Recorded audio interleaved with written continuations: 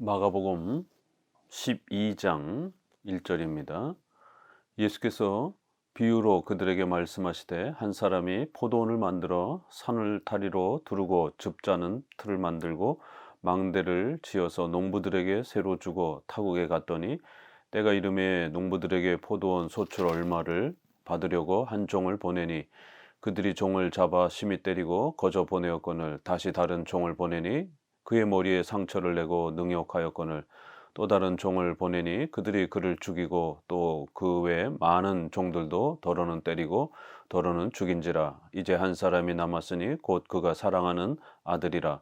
최후로 이를 보내며 이르되 내 아들은 존대하리라 하였더니 그 농부들이 서로 말하되 이는 상속자니 자 죽이자. 그러면 그 유산이 우리 것이 되리라 하고 이에 잡아 죽여 포도원 밖에 내던졌느니라. 포도원 주인이 어떻게 하겠느냐. 와서 그 농부들을 진멸하고 포도원을 다른 사람들에게 주리라. 너희가 성경의 건축자들이 버린 돌이 모퉁이의 머릿돌이 되었나니 이것은 주로 말미암아 된 것이요 우리 눈에 놀랍도다 함을 읽어보지 못하였느냐 하시니라. 그들이 예수의 이 비유가 자기들을 가리켜 말씀하신 줄 알고 잡고자 하되 무리를 두려워하여 예수를 두고 가니라. 12장도 앞서 11장부터 계속해서 바리새인들과의 그러한 그 논쟁의 이러한 그 흐름을 몇 가지 더 이어갑니다. 그러면서 종교 지도자들이 잘못 이렇게 기독교를 망가뜨려 놓은 이런 부분들을 책망하면서 또 올바른 기독교의 모습은 무엇인지 또 복음의 본질은 어떠해야 되는지에 대한 아주 중요한 그러한 몇 가지 주제들을 또 신앙과 관련해서 윤리와 관련해서 기독교의 핵심들을 또 박진감 있게 또 소개하고 있습니다. 이 포도원 농부 비유는 다른 복음서에서들도 또 소개하고 있는 내용입니다. 마가복음에서는 조금 더 생동감 있는 그런 역동적인 그러한 몇몇 표현들이 추가되어서 전체의 그 구조와 내용들을 좀 더 박진감 있게 소개하는 그런 특징을 갖고 있습니다. 이것은 결국 맨 마지막 결론에서도 보는 것처럼 바리새인들이 자기들을 책망하는 그런 메시지였다라는 걸 알았다라고 하는 것처럼 결국 하나님께서 포도원을 만들고 그리고 그 농부들을 또 이렇게 세워주시는 것, 또 그들에게 일정한 이제 결실기가 되었을 때 세를 얻기 위해서 그 농부의 주인이 또 그 하인들을 보내는 것, 그랬을 때 이 농부들이 주인에게 세를 바치는 게 아니라 오히려 자신들의 욕심과 욕망을 채우기 위해서 그 하인들을 죽이고 나중에는 그 사랑하는 아들까지 보냈는데도 불구하고 그 아들까지 죽이면서 자신들의 욕망을 채우는 이제 이러한 또 악독한 이러한 농부들의 이러한 모습은 결국 구약의 이 역사를 통해서 하나님께서 많은 시간들을 통해서 하나님께서 허락해 주신 소중한 그러한 은혜의 수단들을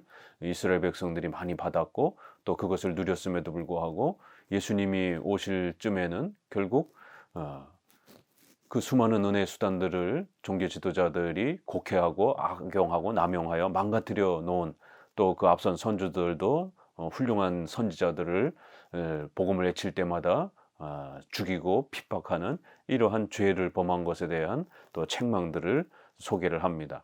그리고는 이제 1세기 당시에 예수님이 오셨을 때에도 예수님을 오히려 외면하고 거부하고 또 예수님을 핍박하는 이런 못된 악한 불신앙의 이런 모습들을 아주 엄히 책망하는 이런 종교 지도자들이 범죄하는 이러한 심각한 상황을 보여줍니다.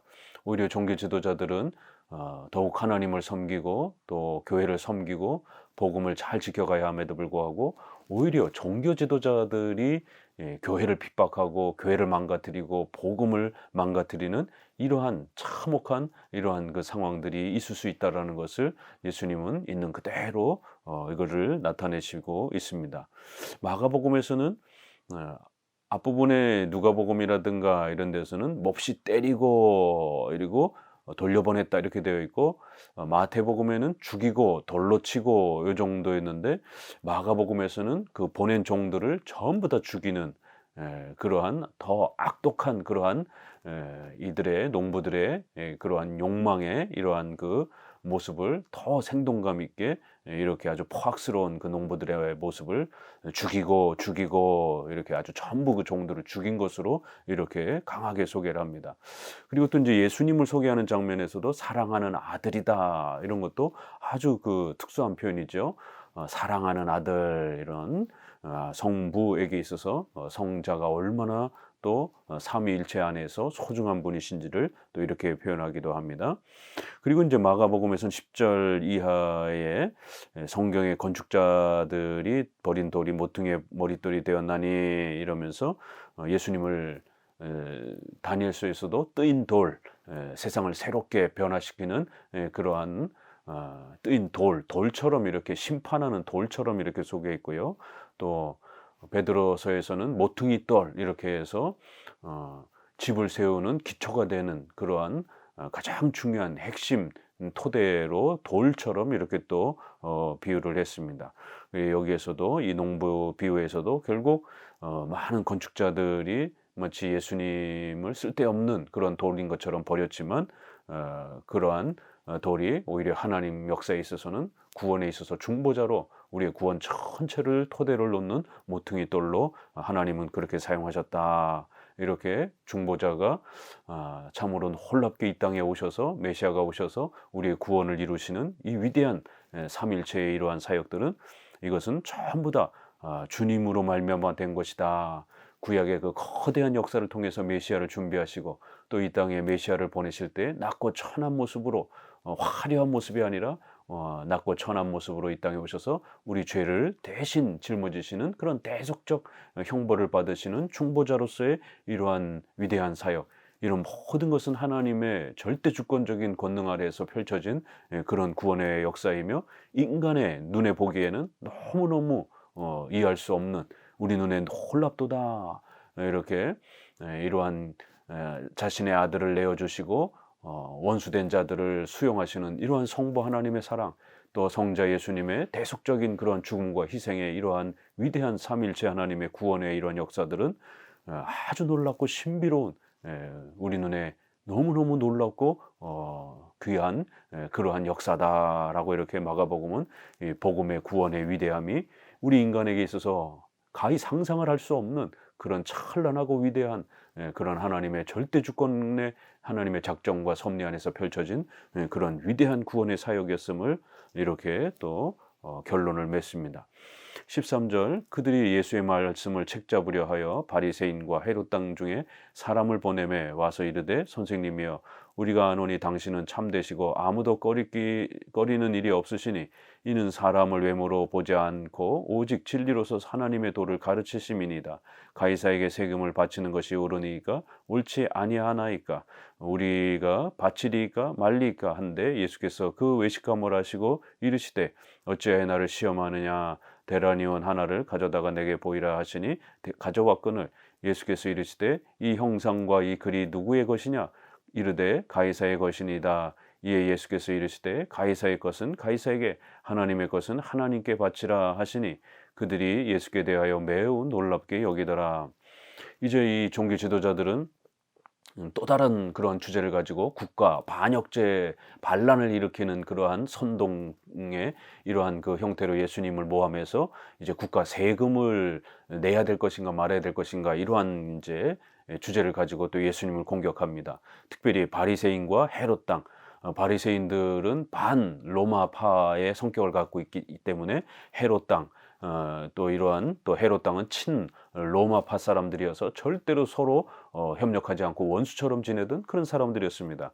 그런데 이제 이렇게 예수님을 죽이고 핍박하려고 하는 이런 악한 불신앙의 모습에 있어서는 서로 결탁을 해서 이제 예수님께로 와서는 이제 세금을 바치는 게 옳으냐 또 세금을 바치지 않는 게 옳으냐 라는 이러한 난해한 주제를 가지고 예수님을 또 모함을 합니다.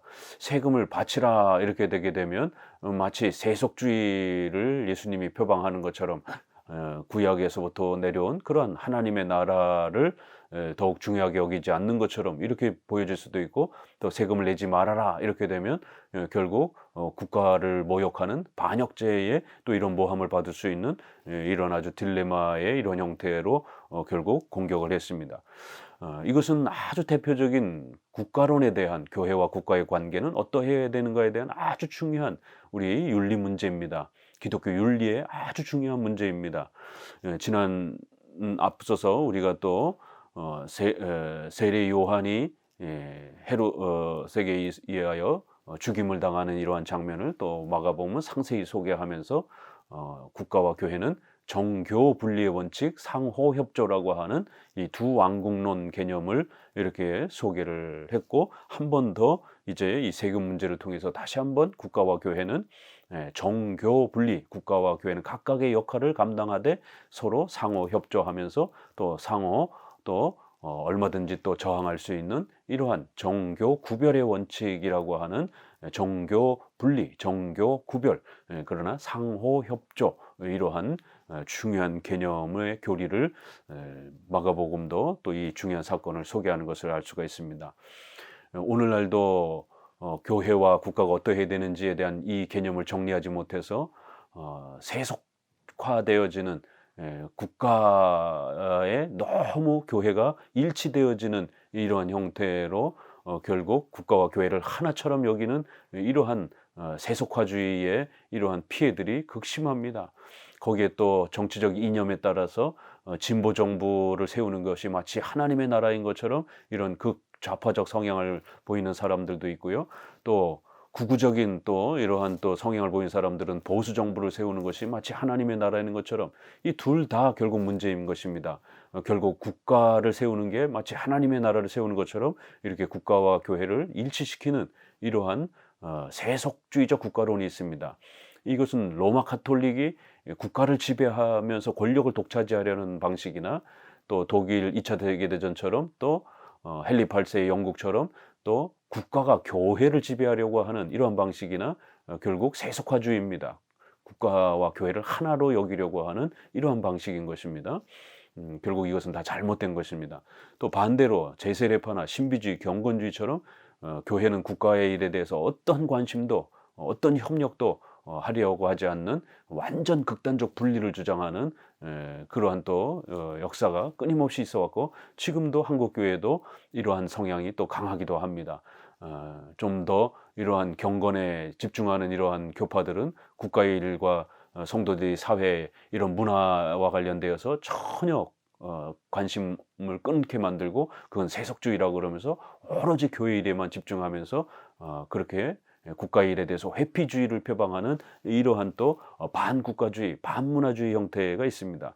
그러나 우리 어거스틴의 신의 도성이라든가 종교개혁 시대의 두 왕국론, 또 카이퍼 바빙크의 영역주권, 또 웨스트민스터 신앙고백의 정교 구별의 원칙, 분리의 원칙, 이걸 확립한 것처럼 국가와 교회는 각각 하나님의 도구로서 역할을 나눠 가지고 있다라는 겁니다. 그래서 각각의 역할은 고유한 역할이라는 겁니다. 서로 침해서는 안 된다라는 것입니다. 가이사의 것은 가이사에게, 하나님의 것은 하나님에게, 그렇게 각각 두 개의 구별된 또 책임과 의무를 감당하며 우리 신자들은 살아가야 된다라는 것입니다.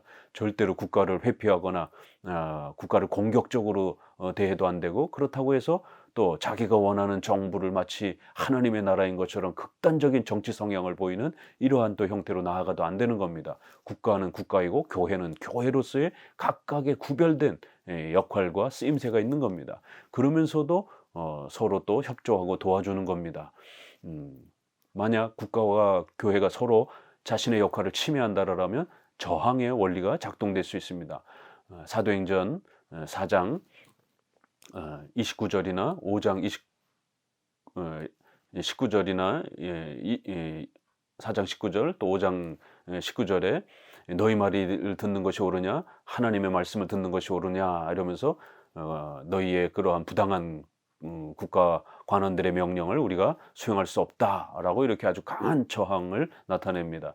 또 로마서 13장에서는 하나님이 세우신 그러한 정부들은 전부 다 하나님의 권위로부터 세워진 것이기 때문에 그러한 권위들을 함부로 저항하거나 그렇게 반대하면 하나님 앞에 죄를 범하는 것이다. 또 베드로서에서도 인간의 세운 모든 제도를 그렇게 순복해라. 하나님이 세워주신 도구들이다 라고 이렇게 성경은 종합적으로 정교 분리와 구별의 원칙을 소개하고 있습니다. 가이사의 것은 가이사에게, 하나님의 것은 하나님에게라고 하는 아주 중요한 개념을, 국가론을 또 정립해 주었습니다. 18절, 부활이 없다 하는 사두개인들이 예수께 와서 물어 이르되 선생님이여, 모세가 우리에게 써주기를 어떤 사람의 형이 자식이 없이 아내를 두고 죽으면 그 동생이 그 아내를 취하여 형을 위하여 상속자를 세울지니라 하였나이다. 7형제가 있었는데 마지가 아내를 취하였다가 상속자 없이 죽고, 둘째도 그 여자를 취하였다가 상속자 없이 죽고, 셋째도 그렇게 하여 7이 다 상속자가 없었고 최후의 여자도 죽었나이다.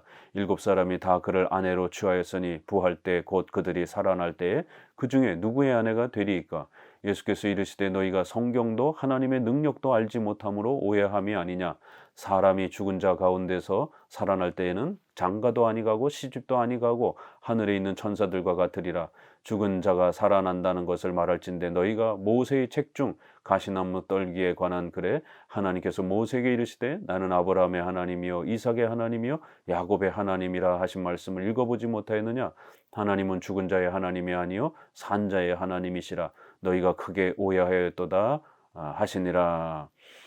이것은 이제 부활과 관련된 또 종말의 아주 중요한 또 교리 개념을 또 하나 확립해 줍니다. 특별히 사두개인들은 부활과 천사에 대한 존재를 부정하는 아주 이런 세속주의적인 친로마적 성향을 보이면서 기복주의와 이런 정치적 성공을 추구하는 이러한 아주 세속주의적 자유주의적 그러한 또 분파였습니다. 바리새인들은 반국가론 반문화주의를 펼치면서 오직 기도하고 예배드리는 이런 경건주의적 신비주의적 경향을 보였다라면, 사두개인들은 부활이 없다를 주장하면서 이렇게 현세에서 성공하려고 하는, 잘 먹고 잘 사는 것만 주장하는 기복주의적 성향을 보이고 있습니다.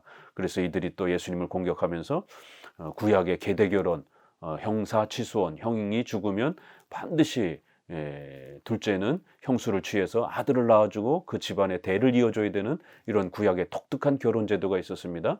이거를 수원법이라고도 하고 형사취수법이라고도 하고 계대 결혼, 대를 이어준다라고 하는 특수한 구약의 결혼 제도입니다. 이것은 첫째는 이스라엘의 민족을 더욱 확대하기 위한 특수한 구약의 그러한 자손을 번식하기 위한 하나님께서 허락하신 임시법이었고, 더 나아가서는 이스라엘 가문을 통해서 장차 메시아가 인간의 또 후손으로 그렇게 오실 것이다라고 하는 아브라함에게 주셨던 그 언약대로 반드시 인간의 후손으로 오실 것이기 때문에 이스라엘 가문은 남자 아이를 대를 이어줘야 되는 이러한 복음의 구약적 예언 모형적 그러한 약속인 것입니다. 그래서 이것은 특수한 결혼 형태로 장차 오실 예수 그리스도를 사모하는 마음으로 자손을 낳고 유지해야 되는 그러한 구약의 예수 그리스도가 오실 것이다라고 하는 것에 대한 대표적인 모형적 그러한 예언이었던 것입니다. 그래서 이것은 아주 특수한 그러한 임시적인 법이었지 보편적인 결혼의 원리는 아닙니다.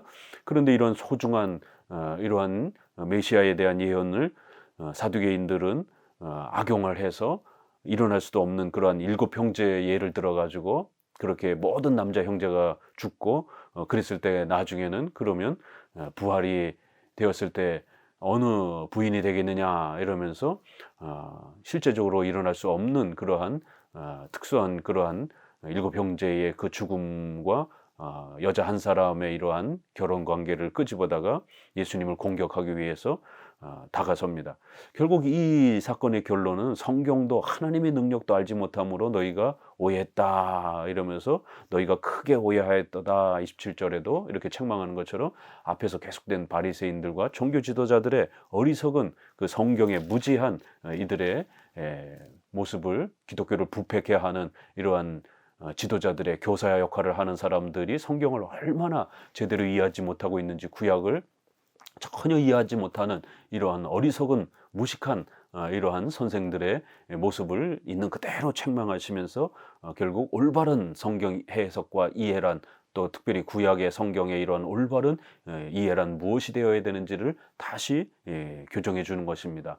오늘 우리 시대에도 수많은 신학자와 목회자가 있지만 예수 그리스도의 신성을 부정하는 이런 자유주의자들의 이런 신학자들이 얼마나 많습니까? 성경의 무호성을 부정하는 이러한 자유주의자들, 또 WCC에 참여하는 종교 혼합주의, 예수님 외에도 구원이 있다라고 버젓이 주장하는 이러한 수많은 이러한 또 진보적 성향의 기독교 연합단체에 속한 교단들이 얼마나 많습니까?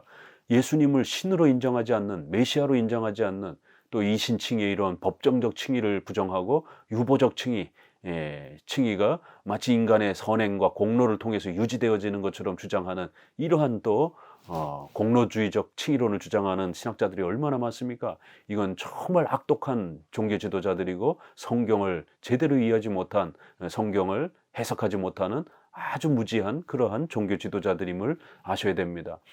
이렇게 옛날이나 지금이나 성경을 오해하고, 성경을 오해하면 어떤 일이 벌어집니까? 하나님의 능력도 하나님도 알지 못하는 이런 일이 벌어지게 된다는 것입니다. 기독교는 반드시 성경을 통해서 하나님을 알아가는 것인데, 성경을 제대로 해석하고 깨닫지 못하면 결국 하나님을 알지 못하고 복음을 제대로 소개하지 못하는 이러한 심각한 부패와 타락이 일어난다는 것입니다. 이렇게 예수님은 종교 지도자들이 어떻게 이렇게 성경을 모를 수가 있는가? 어떻게 종교 지도자들이 성경을 강의할 수 있는 이런 실력을 갖추지 못하고, 히브리어, 헬라어와 이러한 부분들을 통해서 성경을 연구하지 못하고, 또 수많은 우리 선조들의 이런 논문들을 읽어서 공부해야 하는 이런 또 교리적 훈련들을 제대로 갖추고 있지 못한 이러한 목사와 신학자들이 얼마나 수두룩합니까? 그렇기 때문에 성도들은 더더욱 각성하고 참된 목사와 신학자를 또 잘 찾아서, 또 그러한 목사와 신학자에게 자신의 영혼을 의탁하고 함께 유형교회 신앙생활하는 게 얼마나 중요한지를 더욱 명심하셔야 됩니다. 우리 영혼의 죽고 사는 문제가 이렇게 종교 지도자들의 이러한 또 무지와 부패와 타락 때문에 우리의 영혼이 고통받고 망가질 수 있는, 우리의 영혼이 공격을 받을 수 있는, 고통을 받을 수 있는 이러한 심각한 위험이 있다는 것입니다. 결국 이 계대결혼을 통해서 예수님이 가르치려고 하는 것은, 부활의 이러한 장면을 통해서 모세에게 나타났던 예수님께서 이미 다 죽은 아브라함과 또 이삭을 다시 언급하면서, 육체적으로는 그들이 죽었지만 그들은 여전히 지금도 살아있고 그들과 하나님께서 동행하고 계시고, 또 그들에게 주었던 그 은혜 언약, 나는 너희 하나님이 되고 너희는 내 자손이 될 것이다 라고 하는 이 은혜 언약은 여전히 또 그들에게 주었던 그 은혜 언약은 지금까지도 보존되어 있어서, 그 은혜 언약을 통해서 구원의 역사가 이루어지고, 그 구원의 역사에 참여되어지는 자들은 영생하게 되는 부활의 이러한 복을 누리게 산다라고 하는 이러한 중요한 구약의 은혜 언약의 위대함, 아브라함의 하나님, 이삭의 하나님, 야곱의 하나님, 이것은 구약에서 은혜 언약을 강조할 때 가장 대표적으로 쓰는 명칭입니다. 아브라함에게 주셨던 그 자손과 땅에 대한 약속, 그것이 또 이삭에게 계승이 되고 야곱에게 계승이 되어서 이렇게 은혜 언약, 구약의 복음인 은혜 언약을 강조할 때 그들에게 주었던 이러한 이름을 따라서 아브라함, 이삭, 야곱의 하나님이다라고 이렇게 많이 강조해 준 겁니다. 이렇게 모세에게도 은혜 언약을 여전히 너에게 남겨주고 있다라고 하는 그 사실을 가르쳤고, 그 은혜 언약에 참여한 자들은 영생을 누리는 이러한 복된 부활의 혜택을 누리고 있다라고 하는 이러한 모세의 사건과 또 구약의 은혜 언약의 이러한 소중한 약속을 다시 끄집어 와서 부활과 영생이 어떻게 주어지고 어떻게 펼쳐지는 것인지를 이렇게 깨우쳐 줍니다.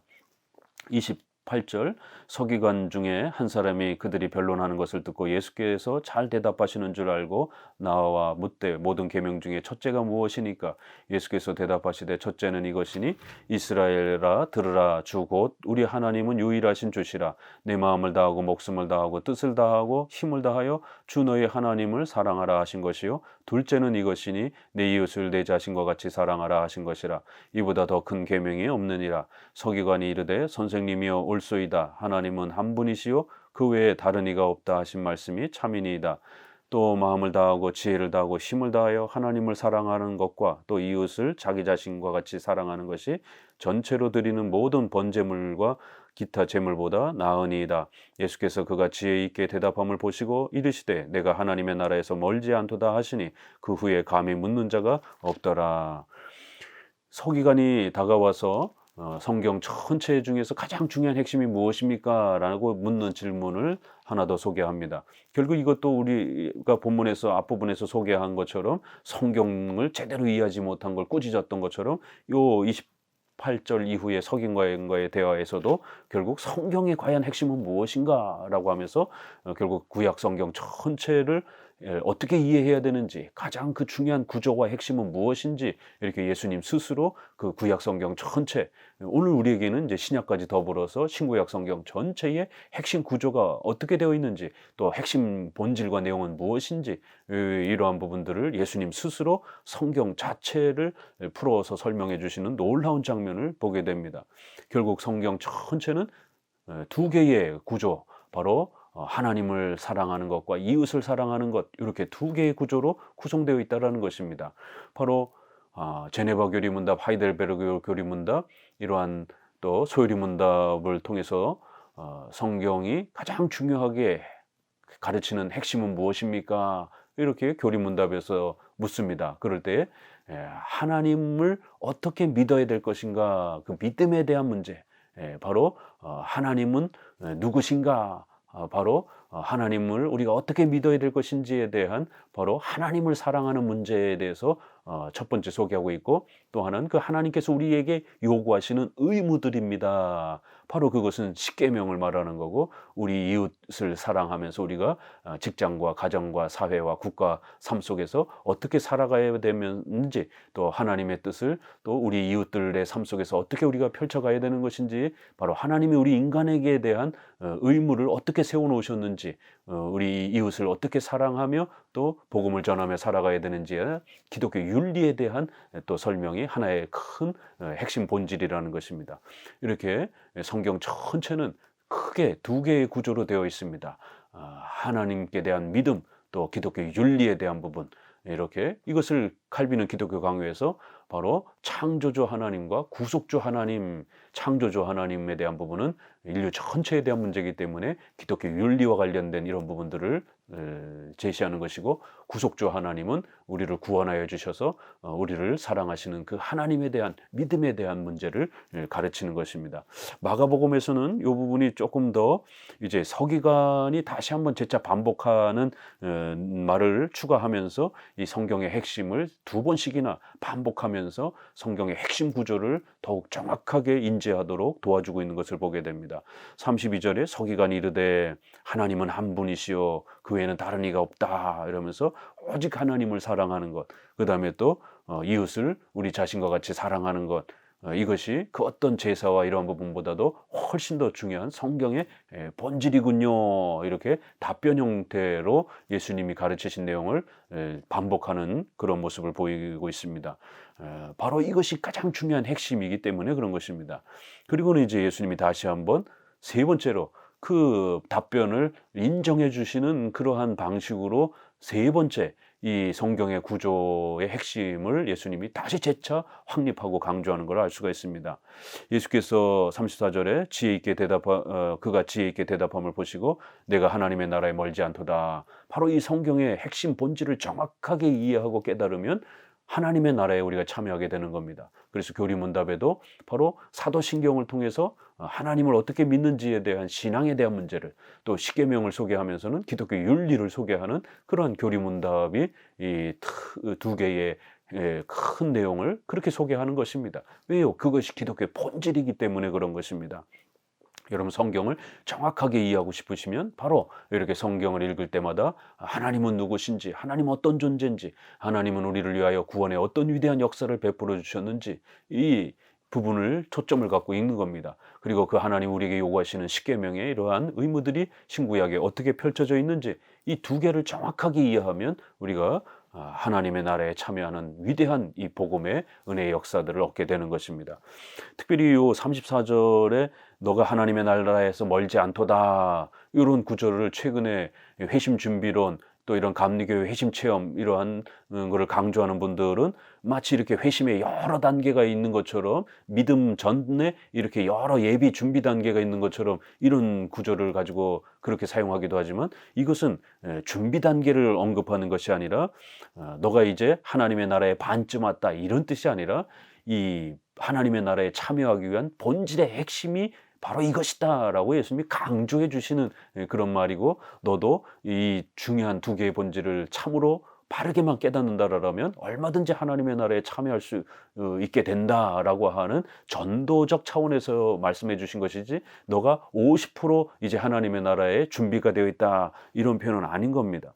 왜냐하면 다른 본문에서의 비슷한 부분을 보게 되면 서기관이 자기 의를 드러내기 위해서 이렇게 예수님을 또 시험해 보기 위해서 공격적으로 질문하는 것처럼 이렇게 그 서기관의 태도와 내용을 다른 복음서는 또 이렇게 소개하고 있기 때문에 예비 단계의 절반쯤 있는 것처럼 이렇게 해석해서는 안 되는 겁니다.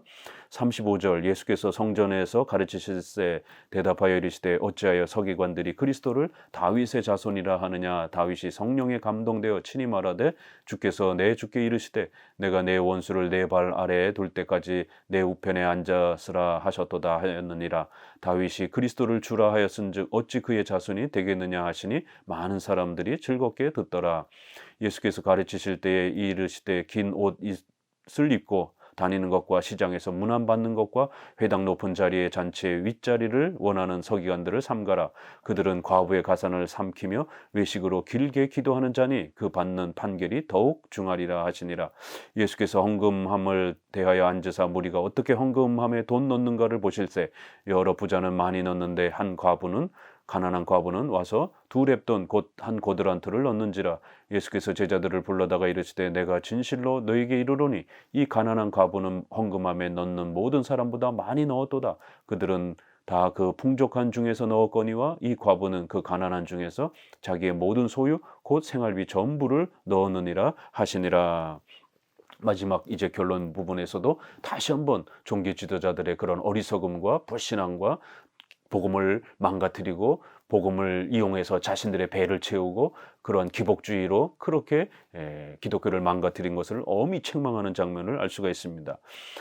다윗이 고백했던 그 시편 말씀을 이끌어서 그리스도를 다윗의 자손이라 하느냐 이러면서 이 시편 110편의 이 유명한 말씀입니다. 예수님을 예언해주는 주께서 내 주에게 이르시되, 성부 하나님께서 또 다른 또 그렇게 주께 이르시되 이렇게 해서 분명히 성부 하나님께서 또 다른 또 그러한 하나님 대신 또 이러한 분에게 권세와 능력을 이렇게 표현하는, 그래하여 주께서 내 주에게 이렇게 표현하는 이 표현은 바로 성부와 성자의 삼위일체의 위격관계를 표현하는 아주 중요한 그러한 시편의 말씀입니다. 바로 이것을 예수님이 끄집어다가 다시 한번 예수 그리스도는 비록 다윗의 자손으로 오셨지만 단순한 인간이 아니라 영원부터 존재하신 성부 하나님의 아들이신 성자 예수님이다라고 예수님 자신이 누구신가를 아주 명확하게 밝히고 계십니다. 그럼에도 불구하고 서기관들은 전혀 예수님을 하나님으로 받아들이지 않으려고 하는 이런 불신앙을 계속 보이고 있는 것입니다. 그래서 예수님은 이렇게 종교 지도자들이 기복주의적인 명예와 권세만 누리고 자기 배만 채우는 윗자리만 원하는 이런 아주 악한 자들, 가난한 사람들의 돈을 착복하여 배만 불리고 자신들의 명예만 채우는 그러한 악독한 자들이라는 거예요. 그 받는 판결이 아주 하나님 앞에 무섭게 징계받을 것이다라고 경고합니다. 오늘 우리 시대에도 종교 지도자들이 복음을 가르치지 않고 성경을 가르치지 않고 오히려 가난한 사람들의 돈을 착복하고 수많은 헌금들을 요구하면서 그렇게 외적인 건물을 수천억이나 되는 건물들을 지으면서 자신의 명예를 누리는 이러한 종교 지도자들의 악독함을 우리는 동일하게 기독교의 부패한 모습으로 볼 수가 있는 것입니다. 그렇기 때문에 마지막 장면에서는 오히려 가난한 과부의 헌신된 모습을 아주 역동적으로 대조하면서 그렇게 부자인 종교 지도자들의 욕망과 오히려 가난한 헌신하는 그러한 부자보다도 더 헌신하는 가난한 성도를 대조하면서 부자는 버림받지만 이렇게 부자인 그러한 악한 욕망에 빠져 있는 지도자들은 버림받지만 가난한 과부는 오히려 하나님 앞에서 인정받고 그의 헌신을 예수님이 칭찬해 주시는 이러한 대비의 장면들을 통해서 결국 악한 종교 지도자들이 얼마나 교회를 파괴하고 복음을 망가뜨렸는지에 대해서 마지막으로 아주 엄중한 경고로서 그들은 하나님 앞에 무시무시한 벌로다가 벌을 받을 것이다라고 그렇게 책망하는 형태로 12장을 마무리하고 있습니다. 감사합니다.